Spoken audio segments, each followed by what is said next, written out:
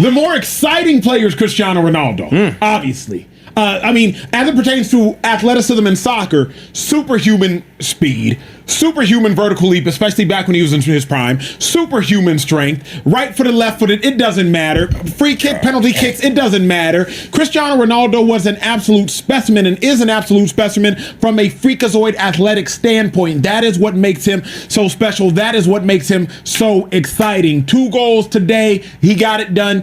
If you're talking excitement, Cristiano Ronaldo, he supersedes that of Tom Brady. Tuesday night, somewhere in a living room in Texas, a former NFL linebacker watched a 41-year-old man destroy a football match, and he could not sit still. Portugal 5, Uzbekistan 0. 5 goals, 2 of them belonging to one man. A record nobody else on the planet holds, set on a stage that only comes around once every 4 years. By the time the final whistle blew, Emmanuel Acho was no longer just a fan watching from his couch. He was a man getting ready to pick a side in a fight that, on paper, never really needed to happen. Because nobody asked him to compare a soccer legend to an American football legend. He just could not help himself. That is what a performance like that does to people. It does not let you sit quietly. It pulls something out of you. And for Acho, what came out was a verdict a lot of people were not ready to hear.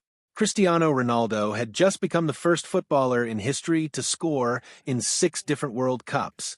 6, spread across more than 2 decades of his life, from a teenager bursting onto the scene to a 41-year-old who, by every normal rule of the human body, should already be slowing down. He is still doing things that should belong to players half his age, still timing runs that defenders half his age cannot track, still standing over a ball with that same calm certainty he had at 20.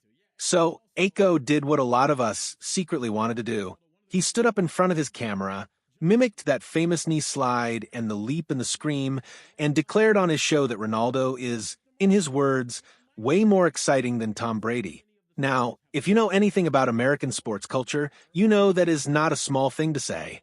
Tom Brady is treated like a kind of sporting scripture in the United States, the gold standard every other competitor in every other sport eventually gets measured against.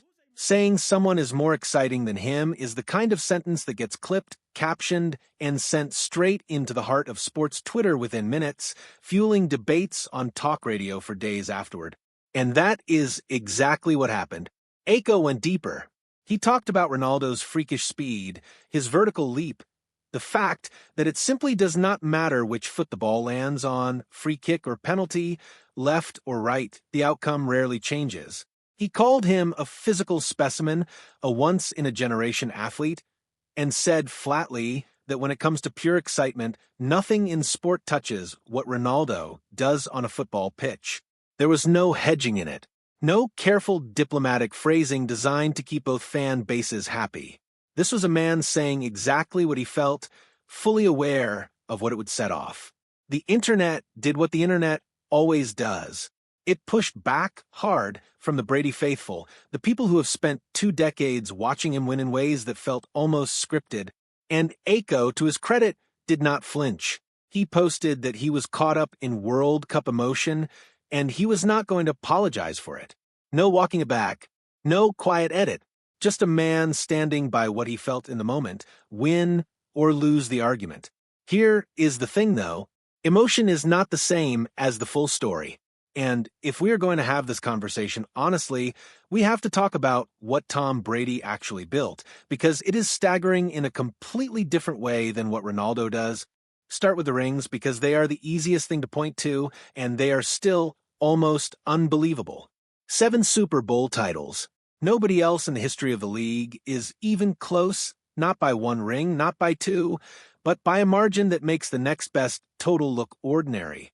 5 times he was named Super Bowl MVP, alone on that mountain too, untouched.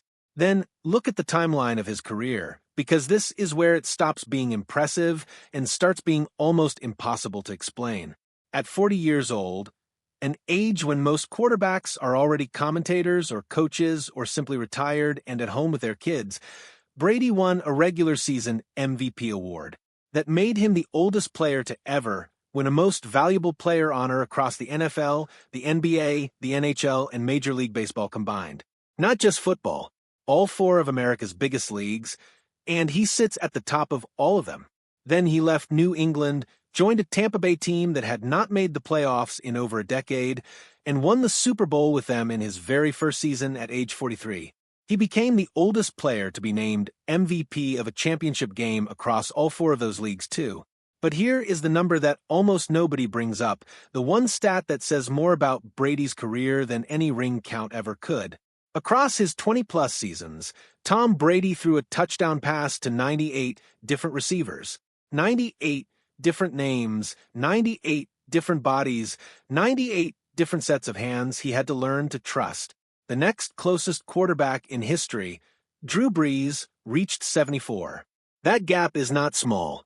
It means Brady did not just win with one great group of teammates and ride it out for 20 years.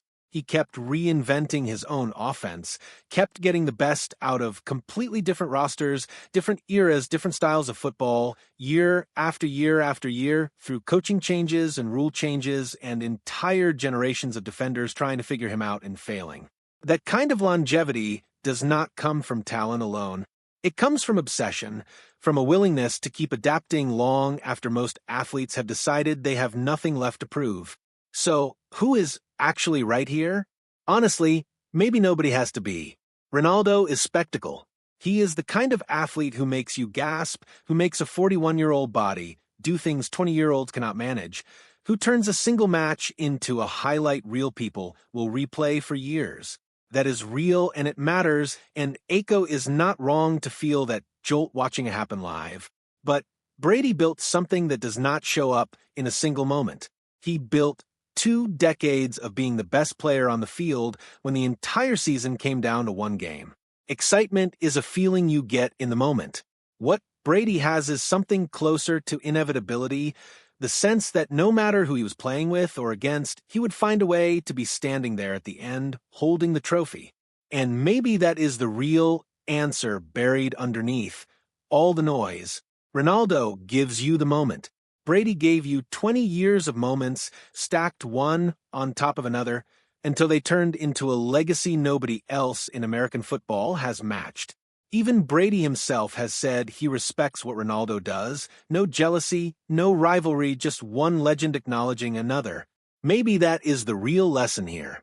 2 men, 2 completely different sports, 2 completely different definitions of greatness. One built on lightning. One built on relentless, grinding, 2-decade-long dominance. Acho is allowed to feel what he felt watching that match. Nobody is taking that away from him. But if you are asking which career changes the way an entire sport thinks about aging, about consistency, about what is actually possible for a human body and a human mind to sustain at the highest level for that long, the conversation does not end with one electric night in a World Cup stadium.